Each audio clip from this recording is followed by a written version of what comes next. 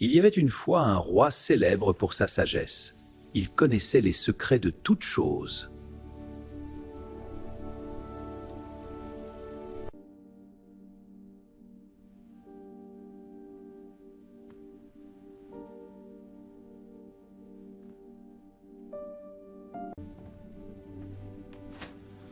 Le grand secret du roi! Un serpent blanc cuit! Je dois goûter à ce secret. Chaque jour, le serviteur apportait un plat mystérieux au roi, couvert d'un couvercle d'argent.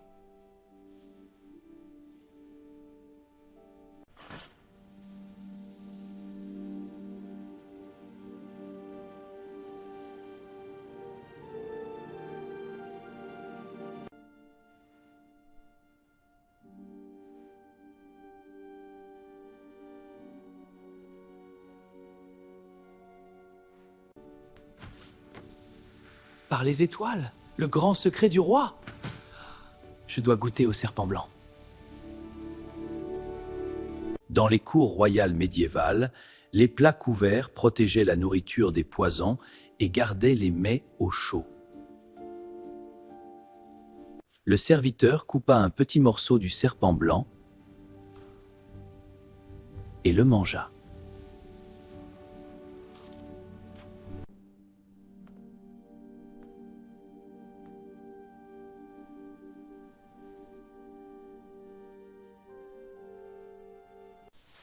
Ma bague! Je ne la trouve plus! Elle a disparu! Ma plus précieuse! Aidez-moi, je vous en prie!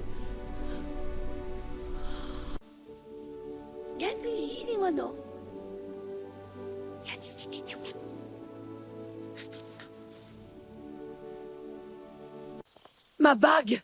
Elle a disparu! Je l'ai perdue! Où est-elle? C'est ma bague la plus précieuse! Aidez-moi à la retrouver! Dès que le serpent toucha sa langue, il comprit soudain les conversations des oiseaux dans les arbres.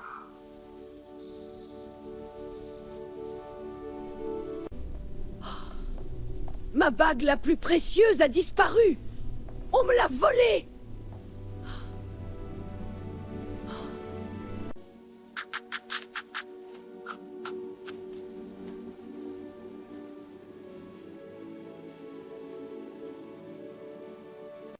Ma belle bague! Où est ma belle bague? Je l'ai perdue, je l'ai perdue! Ma bague la plus précieuse a disparu! Comprendre le langage des animaux est un ancien motif mythologique accordant une grande sagesse à celui qui le possède. Oh non, ma bague! Ma précieuse bague a disparu! Le roi accusa le serviteur, menaçant de le punir s'il ne trouvait pas le coupable avant le lendemain. Elle est là, disparue à jamais! L'arbre est notre foyer, le vent notre allié. Les secrets du château dansent dans les branches. Écoute, et le monde s'ouvre à toi. Votre Majesté, j'ai retrouvé votre anneau. Je suis innocent. Je vois, tu as prouvé ta loyauté. Merci. Tu sais, j'ai avalé une bague précieuse tout à l'heure. Je ne l'ai pas encore digérée, mais je la sens bien là. C'est notre petit secret, hein?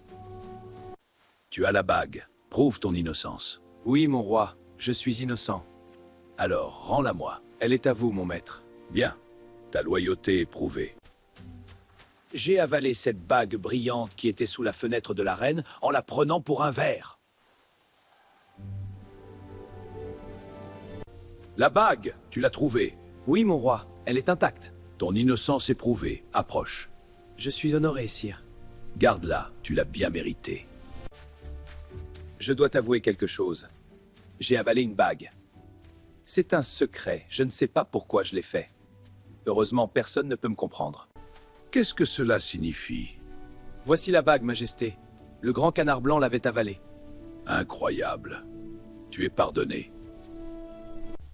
Je te le dis, j'ai avalé une bague brillante en picorant dans la boue. Les canards sont connus pour leur curiosité et avalent souvent de petits objets brillants dans la boue. Votre Majesté, j'ai prouvé mon innocence. Voici l'anneau. Tu as bien agi. Ton honneur est sauf. Merci, mon roi. Garde-la. Elle symbolise ta loyauté. Je l'avoue, j'ai avalé la bague. Vraiment? La bague? Oui, d'un coup sec. C'était délicieux.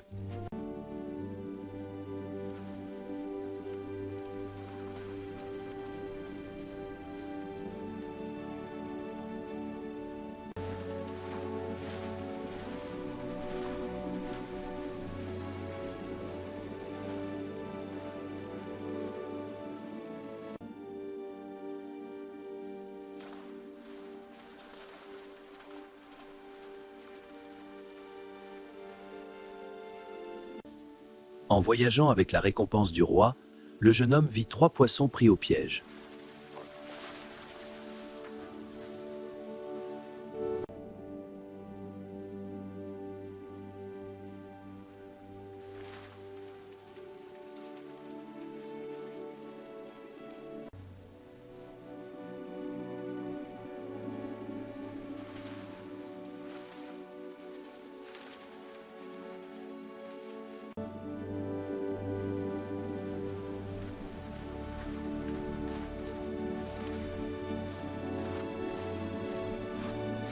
Le nombre 3 est omniprésent dans les contes de fées, symbolisant la complétude et l'équilibre divin.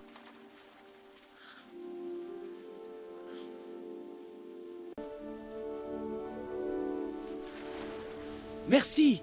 Nous nous souviendrons de toi et nous te le revaudrons.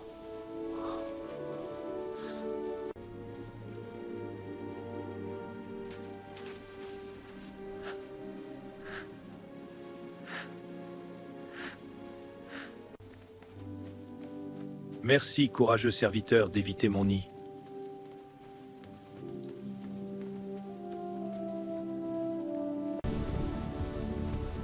Oh non! Mon peuple va être écrasé par ces sabots géants! Fuyez, mes sujets! Protégez la couronne et la colonie! Détourne-toi du nid, brave serviteur. J'obéis, roi des fourmis. Ta sagesse protège notre royaume. Je suis honoré. Si seulement ces hommes avec leurs gros chevaux s'éloignaient de notre chemin!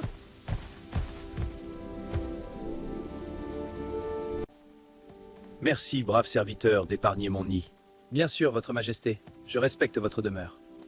Ta sagesse est un honneur. Que la forêt te protège. Oh non! Le cheval du serviteur arrive! Ces grands sabots vont écraser mon peuple! Fuyez, mes sujets! Vite! Nous sommes perdus!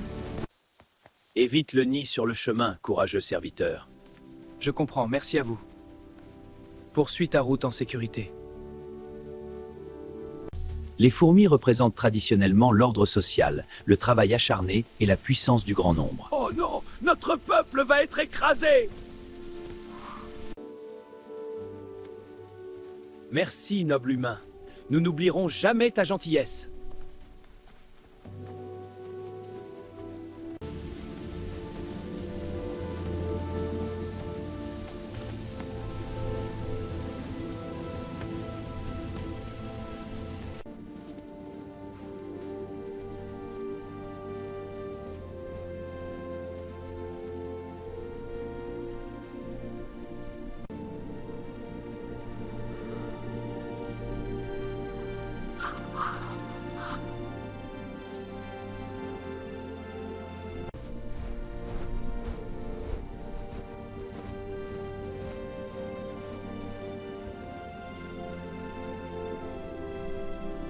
Plus loin, il vit de jeunes corbeaux affamés expulsés de leur nid car ils devaient se nourrir seuls.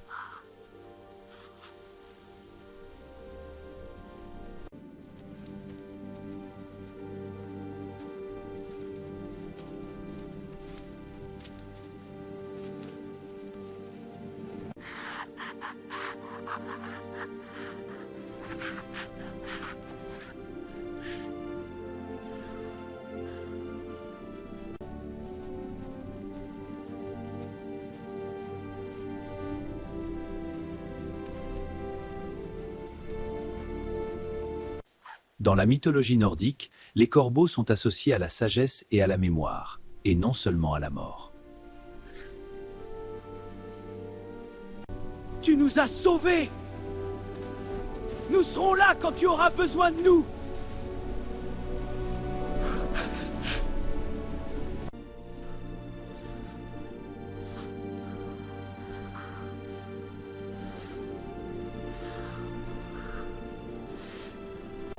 Cette bague d'or pur sera la première tâche mortelle pour mes prétendants. Qu'ils la retrouvent dans les profondeurs.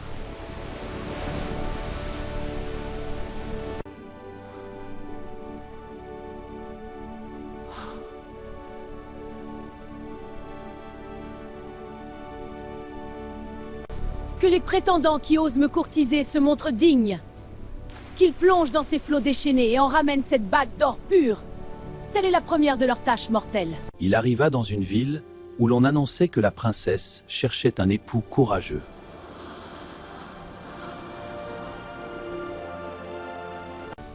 Qu'ils tentent cette première épreuve mortelle. S'ils survivent, peut-être seront-ils dignes de moi.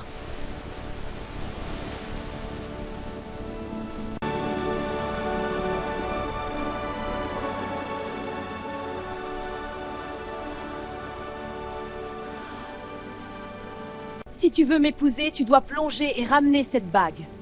Si tu échoues, tu te noieras.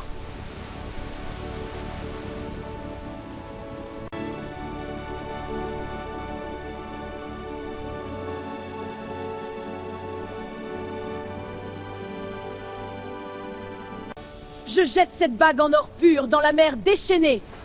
Que mes prétendants relèvent cette première tâche mortelle. Récupère-la si tu l'oses.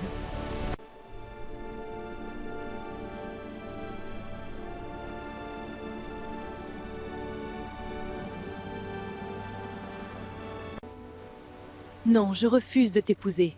Tu n'es qu'un serviteur. Je suis une princesse et tu n'es rien. Reprends ta bague et va-t'en.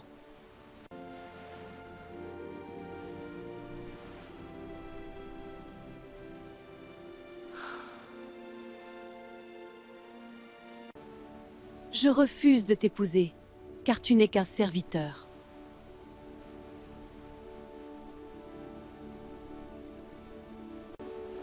Les poissons qu'il avait sauvés vinrent à lui et déposèrent la bague à ses pieds.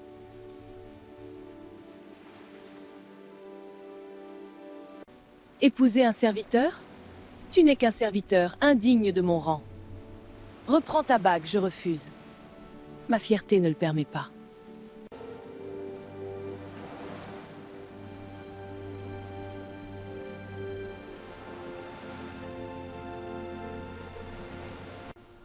Je refuse de t'épouser.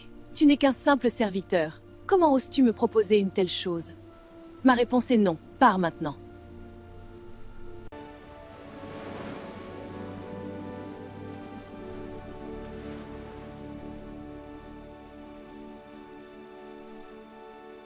Tu as la bague, mais tu n'es pas de mon rang. Tu dois accomplir une deuxième tâche.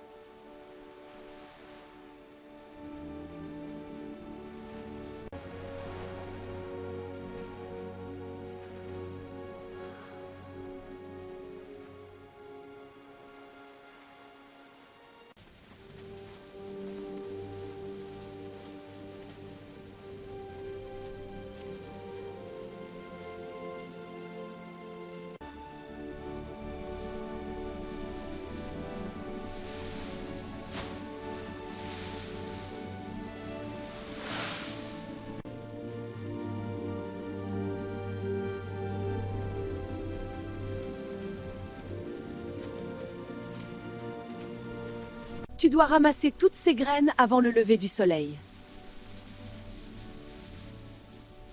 S'il en manque une seule, tu mourras!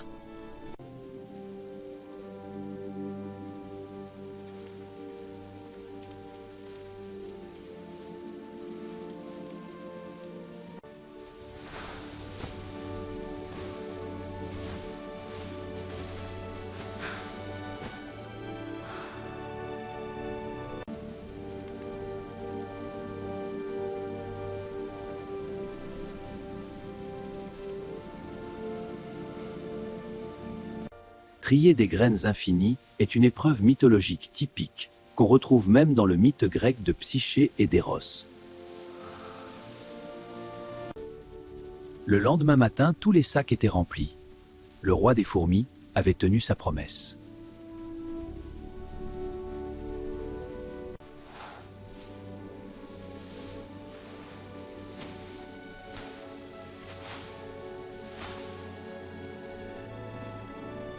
La dernière merveille, serviteur. Oui, princesse, quelle est cette merveille? Le fruit magique de l'arbre de vie. Rapporte-le-moi. Je ne t'épouserai pas tant que tu ne m'apporteras pas la pomme de l'arbre de vie.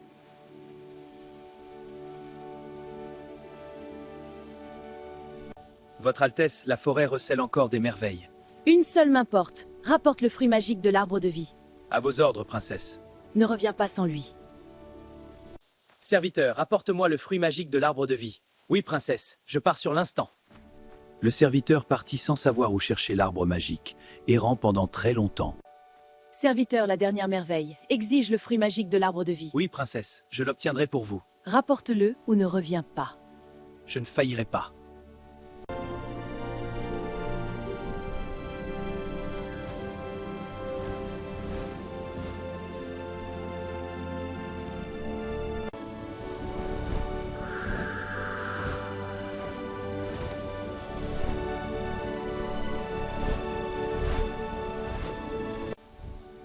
La pomme de l'arbre de vie représente la jeunesse éternelle et l'amour divin qui unit les royaumes.